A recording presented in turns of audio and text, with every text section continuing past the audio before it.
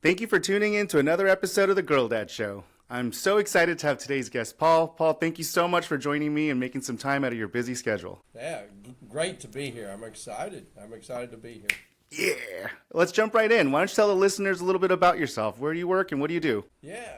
So my name's Paul Hood. I'm a CPA and a financial advisor. Started in northeastern Oklahoma. We now have offices in Kansas, Texas, Missouri, and Oklahoma. Claim to fame is all three of my sons work with me. And I didn't even have to threaten them or anything, bribe them. They decided to, so that's good. We have at one point in time the nation's largest single owner CPA firm. We're doing something in our industry. It's pretty incredible, Young. We're excited about it. The industry's in trouble, and we're doing some great things. So you'll be seeing much more of. It's branded as Paul Hood, so you'll be seeing a lot more of us. Yeah, I love it. I love that story. Let's double click a little bit. So tell me about your sons. So they all work for you. Huh? I only know Bryce. I didn't know there's two more of them. Yeah. Well, so there's Bryce, and he's the oldest. He's a CPA and a financial advisor. He is our senior VP of everything. Over operations, over the tax side, the money-making side. My middle boy, Blake, he really has aspirations to be in a youth pastor, but he figured out, he could make money doing what we're doing. So eventually I think he'll get off into that, but great young man. He's accounting degree and finance as well, financial advisor. And then my youngest, he's the baby, not saying he's my favorite, but he's he thinks he's my favorite, but that's Caleb. And so Blake was the middle one, Caleb's the youngest, and they're all married. Caleb has a degree in accounting, a degree in finance, and is a financial advisor too. So they all play pretty prominent roles in the firm. That's amazing. I love that. Yeah. So you just have a house full of CPAs. Yeah. Well, Bryce and I are the only CPAs. Caleb hasn't sat for it. Blake probably won't. And really, in our industry now, you don't have to be a CPA. You have to be a CPA to do what's called attestation work, which none of us four do. An auditor or whatever. Auditors they're kind of like the superheroes of the accounting world, and that's not us. We're over here on the tax and financial advisory side. That's amazing, though. I love that the family's all working together. And you said you didn't prompt that, so that's even more wonderful. Yeah, we a little bit about my story, Young. I grew up single mom. I'm the first person in my family ever to go to college, first person in my family not to actually go to prison. My mom was even in federal prison for 18 months. My dad was homeless and in and out of prison most of his life. My grandfather on my dad's side is full-blood Indian, so, a lot of alcoholism, physical abuse. My dad had the heart of gold, but, that fire water, get on him, and it was pretty bad. So I made sure that I was with my boys. I'd work, and then I coached them and everything, and then I'd go back to work after they went to bed. And so I tricked them. Young. I tricked them into a lifestyle. They saw the lifestyle I created, and they thought I only worked 8 hours a day. Yeah. They learned that it takes a little more than 8 hours to work that lifestyle.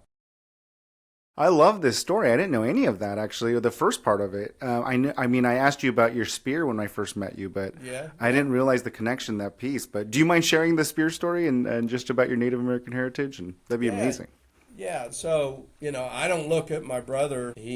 One of my brothers is very dark complected. He's passed since then. But I love my heritage. I really do. My dad, I didn't get to spend a whole lot of time with him, but he was a very affectionate man when he was around and taught me that. I'm a voting member of the Cherokee Nation here in Oklahoma. The spear is just a friend who paints stuff like that over in not too far from where I live, and he gave it to me as a gift. So I had the advantage of that side of me, just knowing that I always say, and I don't want to get in trouble for saying this, but it's art if I do. I'm 1/4 American Indian and 3/4 European trash. But anyway, I'm very proud of my heritage, and the boys all know about it, and we're all voting members of the Cherokee Nation.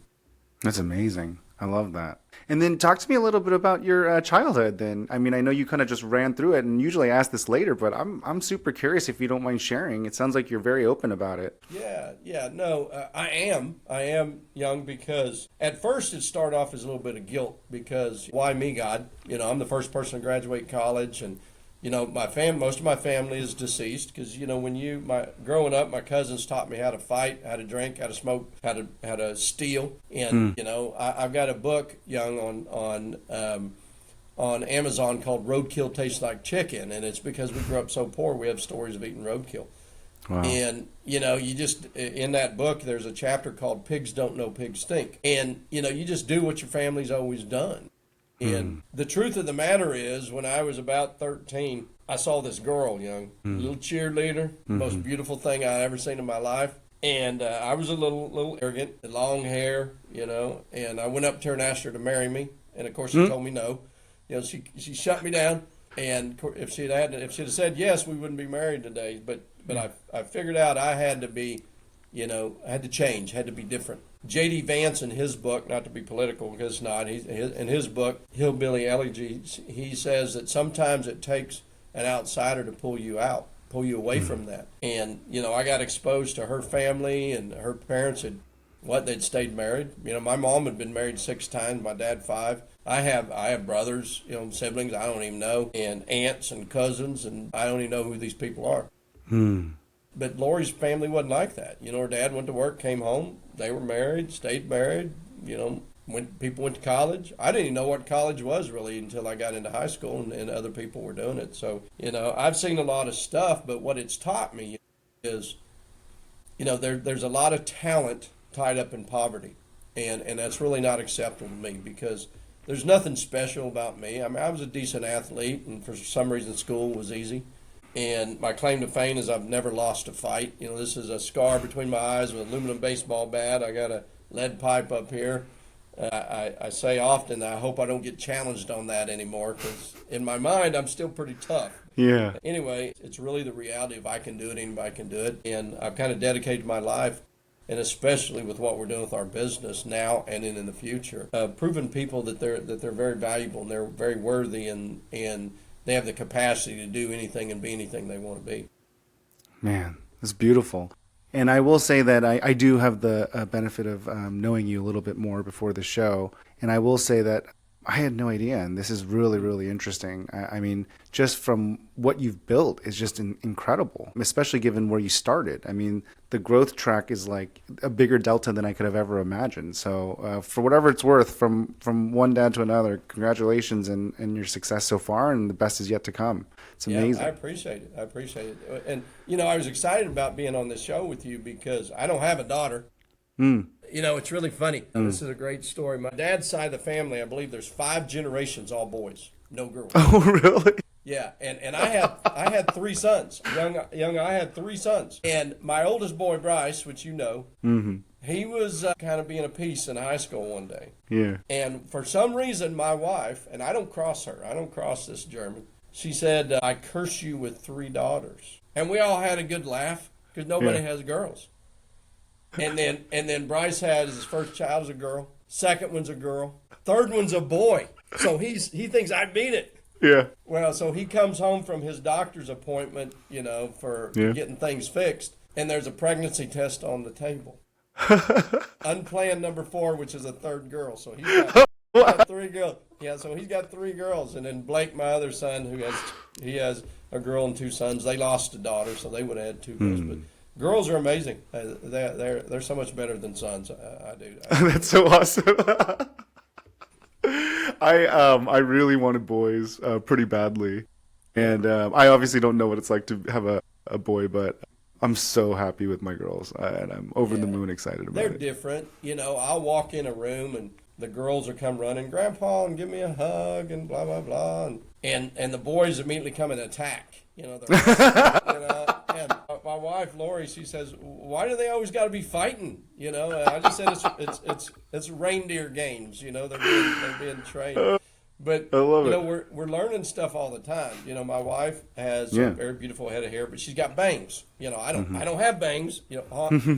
Young, I used to have bangs, but it's all gone now. Yeah, you said you used to have long hair. I can't wait to see those pictures someday. Yeah. Well, my oldest granddaughter went up to my wife and she said, "Grandma, why do you have bangs?" And Lori said, "Well, because I like having bangs." And the oldest granddaughter said, but why? And then the youngest granddaughter went to her parents just the other day and told them, she said, I want bangs. And they said, why do you want bangs? Well, because grandma has bangs. Boys never talk about wanting bangs. They're wanting swords and knives and footballs and all of that stuff. That's awesome too, though. That sounds great as well. Yeah. So walk me through a little bit about when you decided to kind of deviate. You mentioned someone pulling you out of it, and you referenced J.D. Vance's book about that. Is that what happened to you? And what was that pivoting point where you switched from this to a CPA firm? It's a wild jump story. Yeah. No, so that pivot point was when I was 13 years old. That was the pivot point where you wanted to be better to attract this beautiful girl. Yeah. And so J.D. Vance's book kind of explained that. And she did. Yeah. She pulled me out. She That's amazing. You don't know. I had no idea. This is what everybody always did. This is what they did around me. I didn't know. Nobody went But because if you were attracted to this girl, it made you think about what would it be attractive to her. Yeah, what do I got to be? Yeah. To earn the right to have her with me. And that is so just funny. Learn from her family. Now, as far as our business side of things, I was rocking along just being a typical CPA. I guess typical. I left, I graduated Oklahoma State. School was easy for me. Went to work with a firm called Deloitte & Touche, which is the second largest accounting firm in the world. Yeah, I think I've heard of them. They're getting big, I think. Yeah, they're starting to get there. Back in 93, though, I left and bought a little small CPA practice and went out on my own and then bought another and another and another. And then all of a sudden I look up and we're doing about $8 million in business. And, what I realized, Young, and this is something I really appreciate about you and what you do for a living, is I really figured out I sucked at being a manager. There's a difference between being a manager and a leader. I knew what this thing was supposed to look like, but so out of desperation, whatever, I started a search trying to find, a CEO or president to help me, and we brought in a gal, and she got us to a point, and then I hired somebody out of Austin, and she has put together, her name's Susie Sosa, and she's put together a team that is just beyond amazing. As far as she came in and she said, Paul, you got a great thing going here, but in the management side, you have nobody that knows what excellent is supposed to look like. And so, it was really funny. I used to brag, and this is so funny now because, Young, I used to brag that my management style was I'm going to take off running and then periodically turn and look and see who's following. Well, that's not management. That's leading. That's not management. So OKRs and KPIs and management cadence and all that. Yeah. But really what happened was I started getting calls from these big money people that pointed out that my industry was really in trouble. 75% of CPAs are above retirement age. There's 36% less people sitting for the exam today than did 15 years ago. And the opportunity to acquire practices today is just unbelievable. And so these money people wanted to partner with me and then accelerate what we've already been doing and then potentially do roll-ups and then potentially do an exit in a few years. Yeah. We just decided to do it without them for now. And things are going good. Things are going really, really well. We're solving some problems. It's interesting. We're doing something nobody's ever done in our industry. And there's a book called The Masters of Masters of Scale. Masters of Scale, I was gonna Reid Hoffman wrote that book. That's right. And he's a venture capital type guy today. He said he gets really excited when he sees a traditional business being built in a non-traditional way. And that's what we're doing. We're scaling a wisdom-based business. And it's really excited to have my three sons with me. And one of the primary reasons, and you'll appreciate this, especially with this show, is you can only grow, you can't exceed your knowledge. And so I read a lot. I'm a huge reader. I quote books all the time. But even still, I can only teach my sons what I know. And so one of the primary reasons I'm doing what I'm doing, and we're expanding. We're going to grow from a $20 million firm, which is a large firm today, into about an $80, $90 million firm in the next 3 to 4 years. Love it. To do that, the person I am today is not equipped to be the CEO of an $80 million company. So I've got to grow and I've got to change, and I've got to be put under pressure. But guess what? So do my sons, and so do the people on my leadership team. And by pushing this envelope, they're going to be forced to grow, and they're going to feel the pressure. And and they're going to be surrounded by people that know what excellent looks like in other areas than me. And so they're going to be stronger and better than I could ever hope to be, because they get the advantage of what I can teach them plus what other people can teach them, and just having the stress of innovating and all of that. So it's exciting. That's the primary reason. Lori and I, we got a great lifestyle right now. I had the chance of selling a good chunk of the company in March, 50% in March, for more money than most people will ever see in their lifetimes. Huge, huge amount of money. But it's not about money, it's about the change we can make in the world, the change that's going to take place with my sons. Wow. And I'm assuming you're very happy that you get to work with your family, right? Yeah, I do. Yeah. Bryce gets a little bossy every now and then, Oh, really? Yeah, he tries, he jokingly, Wait, to you or to his brothers? Oh, to me, yeah. No, he tries. It's really funny because, I told you boys, they want to wrestle, these grandsons always come wrestle. Yeah. And my boys used to, try to wrestle with me too. And I played football and I wrestled a little bit. I know enough to. When you're a scrapper, do they not know your childhood story? I know. Well, so Bryce, I'm 58 years old, and my boys, they can all probably take me right now, but they all let me think that I can. Think that I can still take them. Well, Bryce played football at Oklahoma State, and he's a beefy dude. And he started, the last time I kind of jokingly said, "Let's go, boy," he told me I'm victim weight. And what does that mean? What does that mean? That means he can take me pretty easy. Oh, God. Compared to him, he can put me down. So That's the faking funny. that I can take him is done. We've kind of crossed that bridge.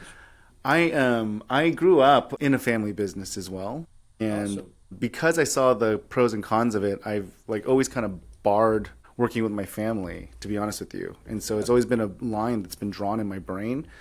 And then more recently, ever since 4 or 5 years ago, it's completely switched again. And now I would love nothing more than my girls to work with me in my businesses.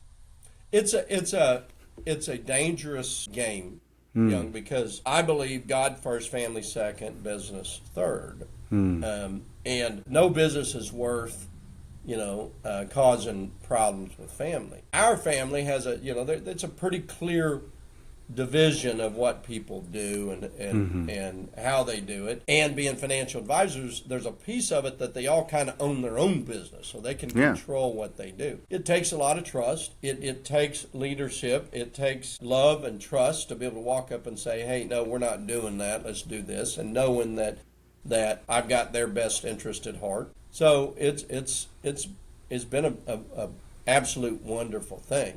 Yeah. Now, if my boys decided to leave and go someplace else, I'd tell them they're an idiot, but I'd high five them and give them a hug and have support them. But that's the key is selfishness. And I teach my boys. There's a book out there, young, that's called "Better Decisions, Fewer Regrets" by Andy Stanley. And one of the chapters in there, it says, "What does love require of me?" And it's Andy is a pastor, and so it's a biblically based book, but it references what Jesus did on the cross and what did we do to deserve it. And so the premise is, what does love require of me, is to understand it's not about me. So life is really, really simple, young. If you want to have a great marriage, it's not about you. It's about her.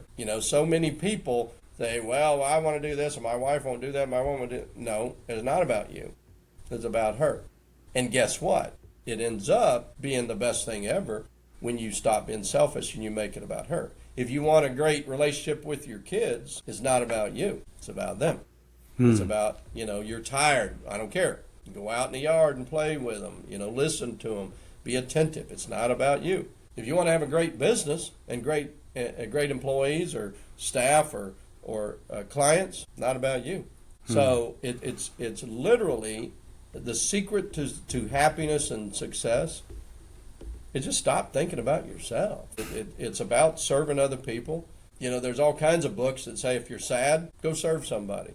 If you're mad, go serve somebody. If you just suffered a loss, go serve somebody. Because when you stop thinking about yourself, that's when joy and happiness comes. So really, that's probably the secret of our success here, is especially with my sons, is it's not about me. What's good for them, and ultimately my happiness flows from that. Yeah. That's a beautiful dad statement too. I love that. I Because appreciate at the that. end of the day, like there's that saying, right? Like the only, especially as it relates to boys, but the only other man that's going to want better for you than them is a father.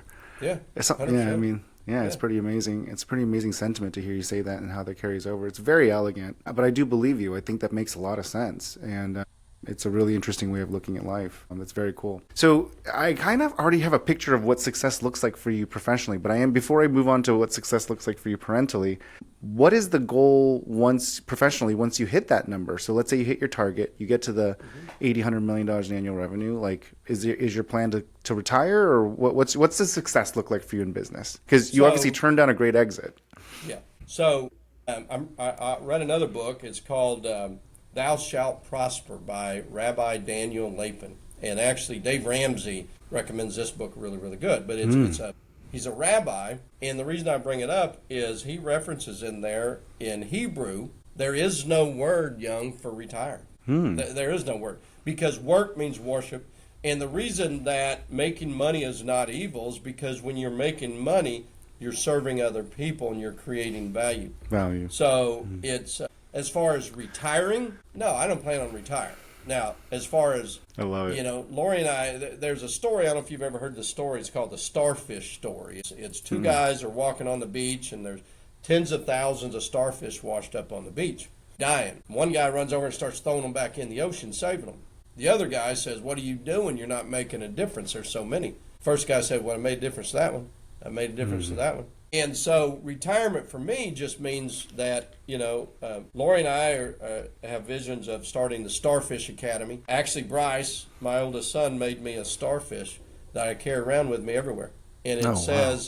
it says changing lives, making a difference one starfish at a time. And so retirement for me is maybe not doing what I'm doing right now, but maybe it's hitting kids in the face with dodgeballs because we started a starfish academy. I'm kidding about that, Yeah. but obviously Yeah, totally. I got mentoring your sense of kids, humor already. yeah, people. Because there's a problem in our world, and that is I like to teach people, the scarcity principle. And the scarcity principle says the reason gold, silver, diamonds are valuable because they're rare, they're scarce.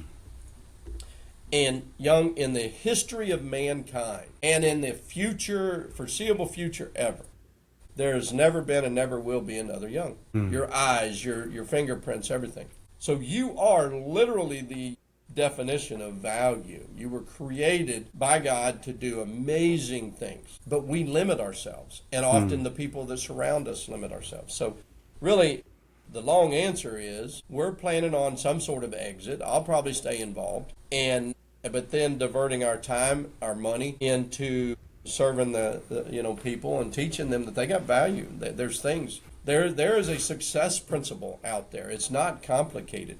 We live in the greatest country on the planet. We all won the ovarian lottery being here, being born here, or living here, and there's a success principle. There's a proven pattern to being successful, and people just don't know. And I believe I was put on this planet to teach people that they have amazing greatness inside of them, and then also to invest in them, time and money and everything else. So that's what our plan is, our strategy is. I love it. That's a great goal, and that's a great criteria. And I will also, I mean, this is a little bit more dark, but I will say that I've been wrestling with this idea of never retiring as well. So it's really great to hear your analogies and stories around it because obviously I'm not as eloquent as you are because I'm not as well read, but I've been wrestling a lot with this concept of just like purpose and meaning, right? And it's like, yeah, I mean, how much golf can you golf, right? Like at a Right. certain point, you're going to want to provide value. And I love the way that you talked about it. Creating, making money is working, and working is worship, and that Yeah. value exchange is essentially purpose, right? Yep. And I kind of hark back to like my grandfather, who passed away very quickly after he retired, Mm. and we should never let him retire. He didn't want to. We should have never let him, because I think he lost his purpose. He lost Yep. his will to live, and he fell apart much more quickly than I truly believe that in my heart that is what happened, right? And the man was very young for his age mentally, and he was very acute and very aware, and had his principles and frameworks for business, and he was very lively. And then it just quickly dissipated the moment Yeah. we made Yep. him retire. Yeah. You you have to continue to have a purpose to serve. There's another book, I believe it's called Halftime. I have to remember. I can't remember exactly. I think it's called Halftime. But basically, it's going from successful to, making a difference.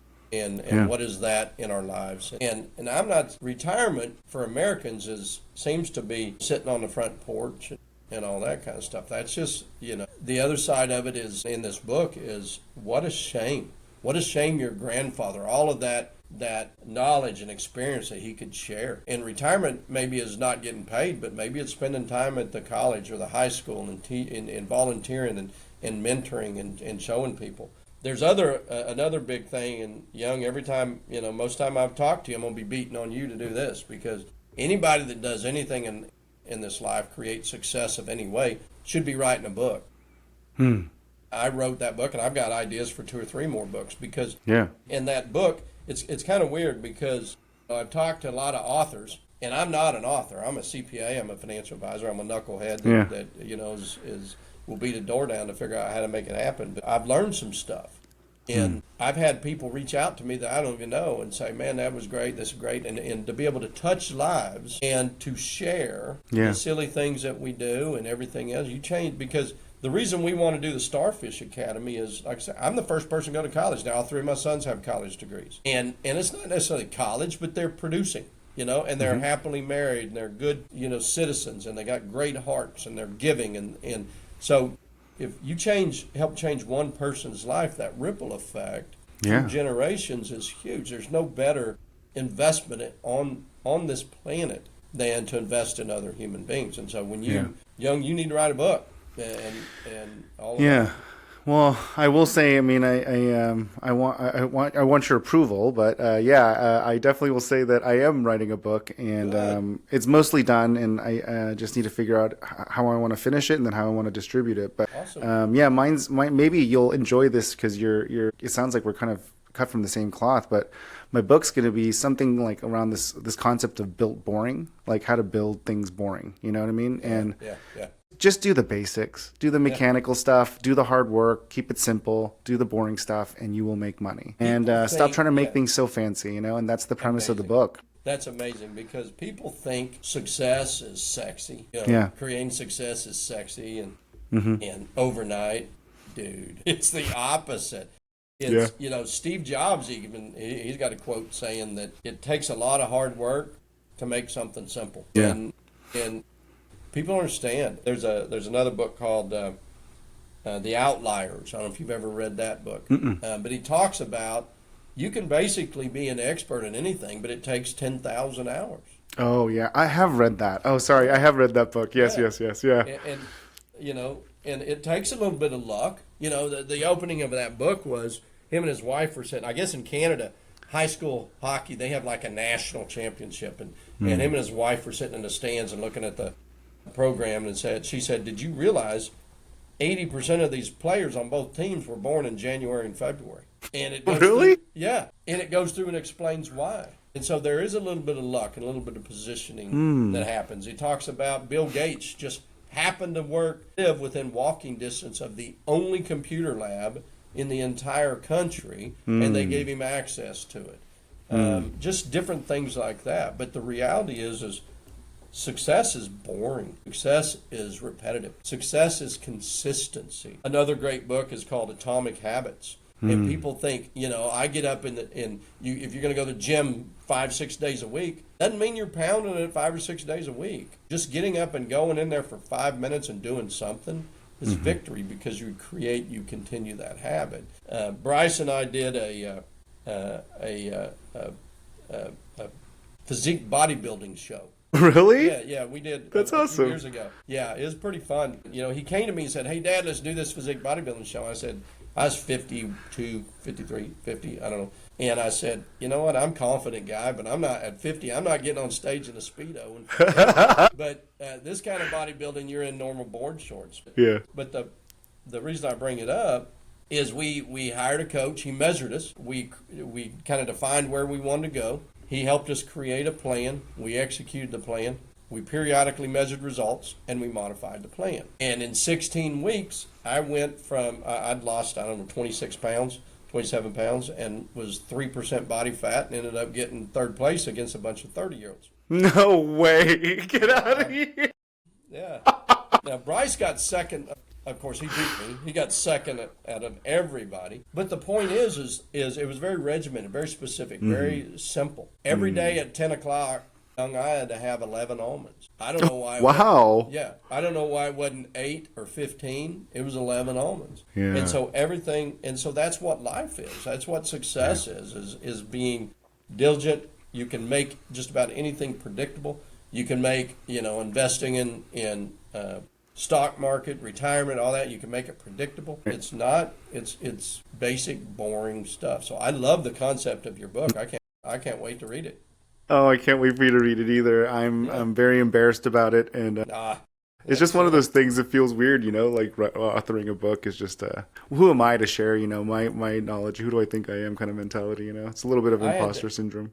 I had the same feeling. There's a guy named Jim Stovall. You need to read anything and everything Jim Stovall wrote. Okay. He's a friend of mine, a client, a mentor. He was a great athlete in high school, plans, really opportunities to go to college and play college football. And he found out he had some kind of degenerative disease that made him go blind. And he ended up he was an Olympic power lifter, but he's got some amazing books, and he's done some amazing things in his life. But him and I talk often, and he heard my story, and he said, you need to write a book. And I said, dude, I'm a CPA and a financial advisor. Nobody wants to read that book. And he said, well, what you need to do is what are the 10 to 12 things that from where you came from to where you're at now, that if other people knew about them, might change their life. There's your 10 to 12 chapters. And then you just tell your story and different things. And so, but it's funny though. I was with John Maxwell at a Dave Ramsey event. That's awesome. That's so cool. It is. That's a nice little flex. I like that. Yeah. Yeah. Well, John Maxwell was talking to us, and he said that his very first book he ever wrote, every now and then will recycle around and hit the New York Times bestselling because it's got his name on it. And he said, I don't know why anybody would read that book. It sucks. It was his first book he ever wrote. So I'll tell you this. After you write this book a few years from now, you're going to say, crap, I wish I'd have said this. I wish I'd have said that. But that's all right. That's so funny. It doesn't matter if it sucks. I read mine now and I go, oh, I wish I'd have done this or said that and whatever. Yeah, that's awesome. Yeah. Can I, let me switch gears a little bit. Do you mind, Paul? No, go ahead. I'd love to know what your wife thinks about what you're doing and how you're building this. I mean, I'm assuming that she has her opinions because these are some massive changes you're making, both in as a dad, working with your kids, to also now turning down an exit to scale a business. I mean, you're definitely rocking the boat in a lot of different ways. I'm curious what she thinks about all of this. Yeah, that's a fun question. Is it? Yeah. We're very opposite. She's left-handed, very artistic. Yeah. Extremely empathetic. She'll lay in bed at night crying because somebody's hurting, But the biggest compliment that she could ever give me is she just trusts. She just trusts what we'll do. Because, she grew up in a house. Her dad was a meat cutter for Safeway. I graduated college making more than both her parents. Her mom was worked at the cafeteria at the junior high I went to, and they're both passed, but forever I told her that she really bribed me into marrying her daughter because she'd give me extra cake when I was a But it was a very go to work at this time, get home at this time, and that's not who I am. And so she's grown up with me. We've grown up together. I can tell. I don't tell her much because she can't handle it. I don't hide anything from her, but she knows what we're doing. But over our life, she's just become, it don't matter. We went to college. We got married after our second year in college. And, I was driving a car that you had to start with a screwdriver. I've lived in a mobile home before. And we have great kids. We have a great marriage. She's the most amazing person on the planet, literally. She laughs at me or hollers at me because she'll just catch me staring at her, because she's just amazing. But she trusts me, but she doesn't get involved. She couldn't handle a week here with the stress and things that are going on. Yeah. So she's an empath, and so she has lots of feelings about everything. Yep. So the stresses of the pressures of those emotions may catch up to her pretty quickly. They do. So They do a lot. she loosely knows the direction, but she doesn't get into the details. But at the end of the day, she's supportive and she trusts you. Yeah, she's got my back. Yep. And, she knows, she did one time laying in bed just out of the blue. She said, Paul, just don't make us go bankrupt. So that's really the only advice she's given me. That's awesome advice, though. I will say that I've been having a lot of conversations with my wife about this because I'm earlier stage in my career, and you know this a little bit, and most of my listeners know this about me. But the impact and influence my wife has on me is like 100 times more than any business partner, vendor, client, Yep. Employee, whatever. And it's just like I mean, obviously, it's very obvious when you think about it, but like as I'm like in the throes of it, I'm realizing how valuable that trust and relationship is because it can literally make or break everything else in the business. Yep. Do you agree with that, or do you disagree, or what do you think 100%, about that? 100%. Well, and it can make or break everything. They and I hope this doesn't sound sexist at all because I jokingly we talked about books. I said I was going to write a book for women on how a marriage book, and the title of it is "Treat Your Husband Like a Dog." And what I mean by that is, good boy, pet him, say sweet things to him, give him a treat, love on him. Yeah. And they hold so, I don't know about you, but Lori holds so much power. Her words or her touch or her affirmation, it means everything. I will defeat any dragon, anything. And we were watching, I don't know if you've seen the series, was it called King David or something, but it's about David and Goliath. And there's a scene in there that, man, I just gets me fired up. David, the little boy, is getting ready to go out and fight this giant. Yeah. And his future wife tells him, said, go slay your giant and come back to me, and gives him a kiss. I went, oh my gosh, Lori, you need to do that every day for me. Every day. So, yeah, they are little boys that need affirmation, most of us. Yeah. Yeah, And I actually now affirmation- get the whole dog comment now. Now I get the analogy. yeah. Yeah, it makes a lot of sense. Yeah. We'll go chase that squirrel. We'll do whatever. Just get that affirmation. That Absolutely. love and that appreciation. Absolutely. I absolutely love that. I love that relationship and anecdote. That's an amazing story, and I appreciate you sharing a little bit about that. So before I move into the wrap, I have one more question. I would love to know in this next chapter, you have adult kids. They're successful in the sense that you want them to be successful, as in community participants, giving back and producing and constructive, right? What does parenting look like for you as a grandpa? And like, what is the next era of success for you as it relates to being a dad? Have you thought about that? Yeah, so what I've thought about it is the biggest thing is protecting them. And what I mean by unearned wealth is always negative. And I've told my boys, don't expect to inherit anything.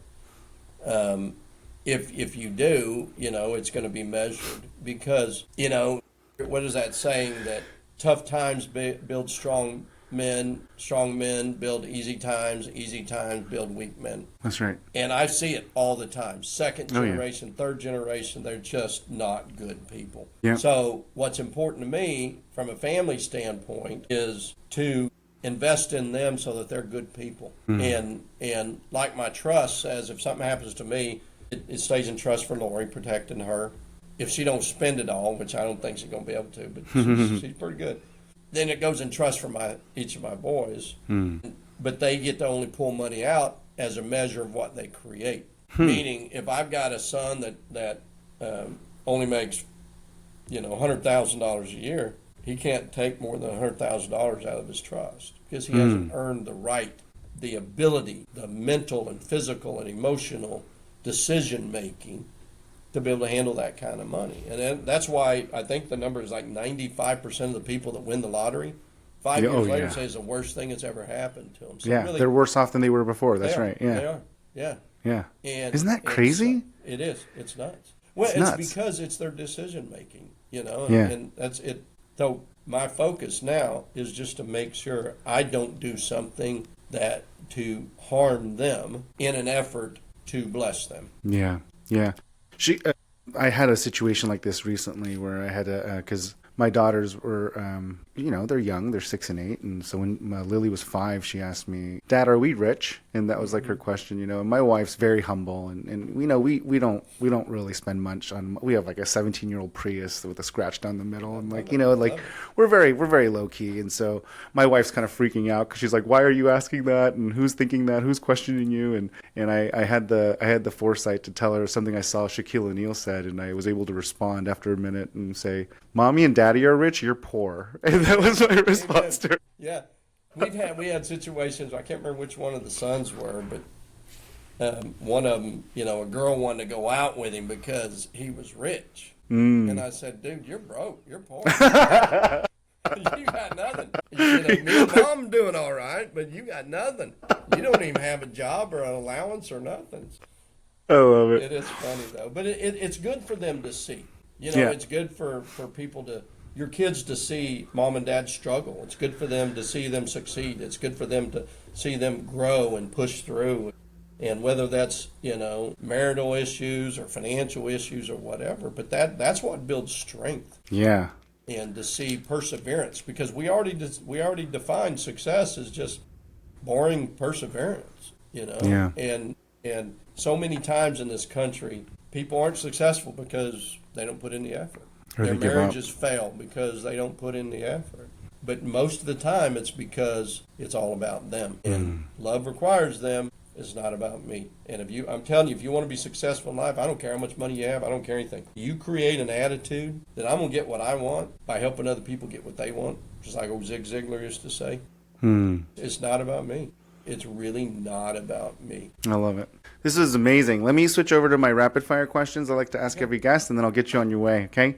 All right. So first one is one piece of advice that you have for soon-to-be parents or parents out there? I would say spoil your kids with time and attention, not with material things. Great advice. I love that. I love that.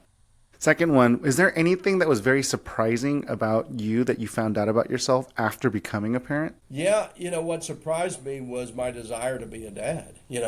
Nobody ever taught me how to be a dad. I've never given my dad a high five. My dad only saw me play sports one time. He never picked me up and dusted me off when he taught me how to fight. It's the most amazing job on the planet. And boys, girls, whatever, as being a father, there's nothing better. Nothing. Yeah. That's awesome.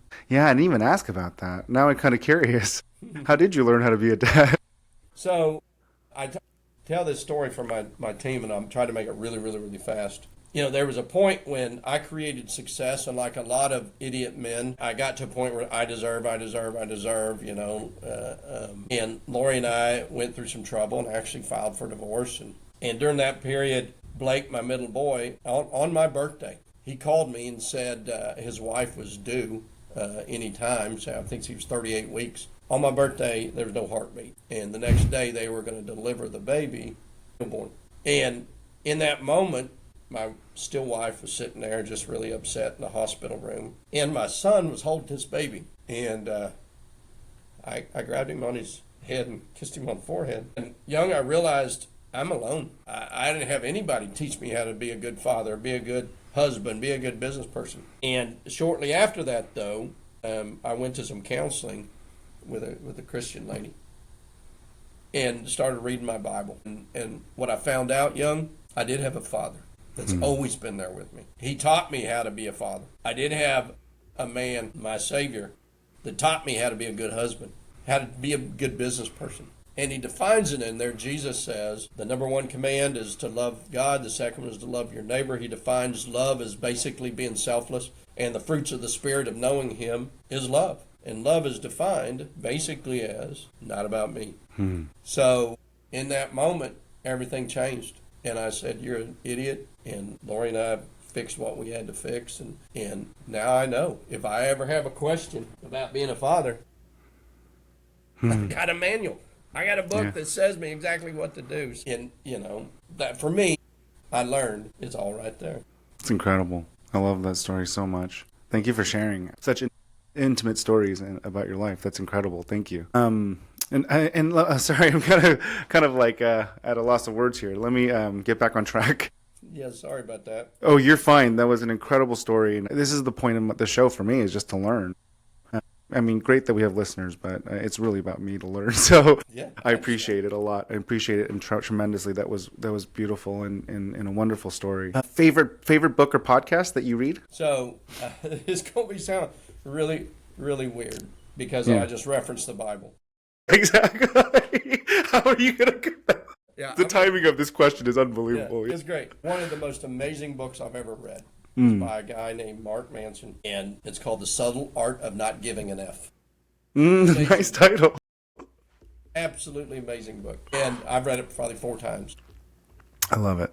And then there's another book. It's called Living Life Backwards. And the theory of that book is that if you read it, it feels a little depressing, but it's not. And it's basically everybody thinks, and really both of those books have the same mentality. One's faith-based, one's more psychologically based, but that we waste so much time thinking we're going to be happy tomorrow or the next day or when we get married or whatever. And Living Life Backwards basically says sometimes the most happy people, the happiest people on the planet have a terminal disease because they know their time's coming and they don't worry about when the person cuts them off in traffic or somebody doesn't say hi. They focus on this moment and being happy right now. This right now is the most amazing moment ever, is being able to share with you and talk to you and know you. And so both books, Subtle Art of Not Giving an F and Living Life Backwards, basically the same premise. We care about so much silly stuff, the stuff that's happened recently with Charlie Kirk. Charlie Kirk, yeah. It's crazy. Crazy, yeah. It's totally, and it's because people get so wound up about such silly stuff when the gift from God is today, this very moment. His gift is, and happiness is today. And if you wait for the future, it's not going to come. Yeah, absolutely. Wow, that was really deep as well, too. And I can't wait to read both of those books. I'm very excited to add that to my list. That All right, first book, don't do it on Audible around anybody because does it actually drop the F-bomb? Okay. A lot. So, put that in your earphone. Make sure it's not with my kids. I love it. Yeah. All right, to bring us home, to wrap us up here, when you're not being a super CEO building out the next big accounting firm of the United States, and you're not being a super dad with awesome sons that work in the business, what do you do for fun? What's your downtime activities? It's horrible. It's horrible because I'm a financial advisor, and it's really horrible because my wife shares this passion. We like cars. I got Nice. some really nice cars. Nice. So I like those cars. Lori and I like to travel. We have a home in Estes Park, Colorado. We just got back from Florida. When we travel, we just like to go and just be. So really, what I like to do for fun is just hanging out with the wife, cars. I've got a ranch. Okay. I like going out and getting on my tractor, my skid steer, and knocking stuff down and burning Love stuff. it. Yeah. Just enjoying God's creation. I honestly feel like we should be like best friends after this interview because I'm ready. I'm just I think I'm like 15 years behind you, but all those things sound perfect for me. I'm like, yeah. Should we get tattoos, young, or what should we do? Exactly. Matching tattoos? Yeah. Paul, No, this has been love it. amazing. You know why that is because you have a heart. You have a servant's heart. And I'm not saying anything good about myself. I do find joy in serving other people and doing those things.